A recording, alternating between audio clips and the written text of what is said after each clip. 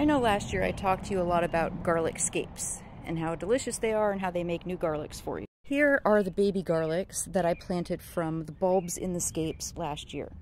Next year, these will be fully formed, ready to plant or ready to eat garlics. This year, I'm leaving them alone. So I want to talk to you instead about walking onions. Walking onions are called that because they make these little heads with little baby onions, which are delicious, like shallots. If you want to eat them, you can take this and eat it. But what happens is, as you can see, they start to bend. They fall over to the ground. Wherever those baby onions touch the ground, you get a whole new plant. Or you can just pluck this off and plant them where you want the onion to walk to, and they will start making these little baby onions. I started out with one, and now I have like 5 patches of them that are pretty big.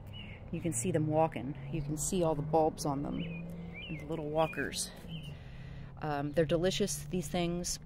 And if you want a real onion, a real sized onion, you can pull this whole plant up, and at the root is a big white onion. Granted, the root of these does not taste good like real onions, you know. It's a kind of a dull onion flavor.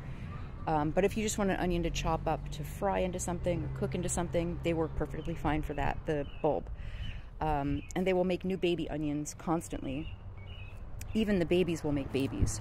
So here is one where here is the baby coming off the plant, and the baby has started to walk, and it was prevented by this piece of wire, and so it started to make another baby.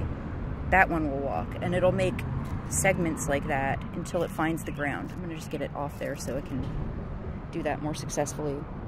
But this was my original walking onion patch. This guy's huge, probably under the ground.